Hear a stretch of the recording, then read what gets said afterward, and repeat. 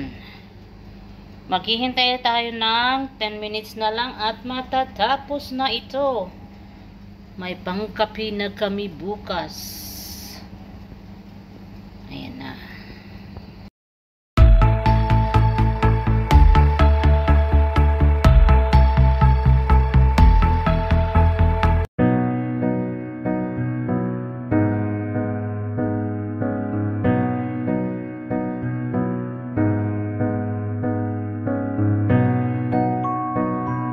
Hello. Good evening, good morning, good afternoon kung saan man aabot ang video kong ito. Time check dito sa bansang Kuwait ngayon ay 9:39 na ng gabi. At dahil mayroon kami ditong strawberry powder Cake. Para sa cake Mix. ready to na siya. Gagawin na lang namin kaysa sa masayang. Kaya ngayon ay gagawin na natin. Kasi nga dahil ready made siya, ang idadagdag lang natin ay oil at saka 3 egg. 1/3 cup oil. 1/3 cup of and oil. 1 cup of water. 1 cup of water.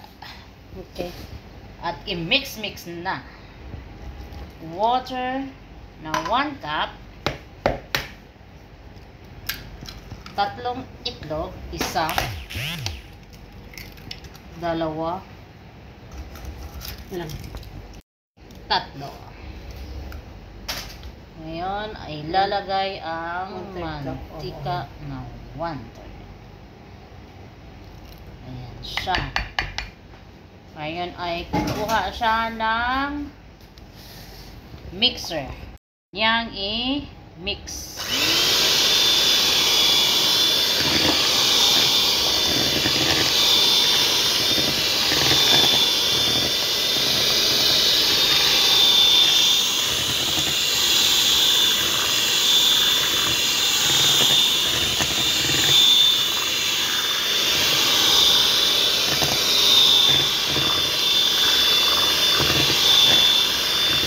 Bango niya.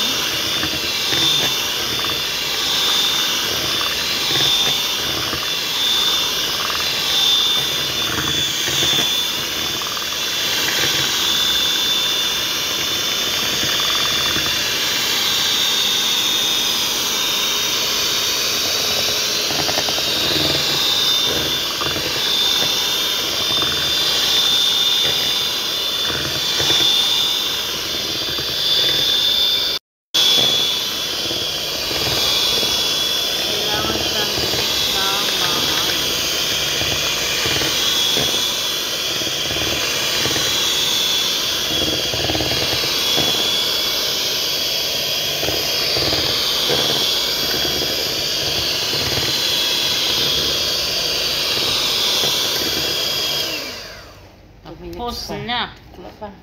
Kailangan pang i-mix ng high speed for 2 minutes. 2 minutes.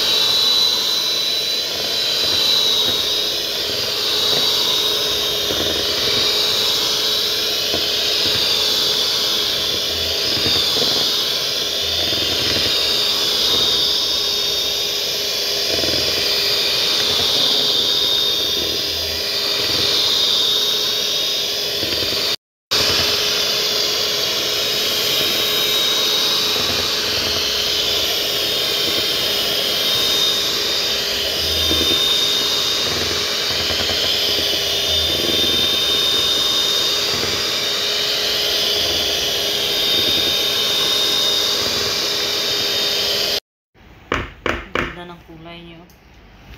Strawberry at mabango pa. Ngayon ay lalagay na sa llanera. Ayan, nalipat na siya sa lianera.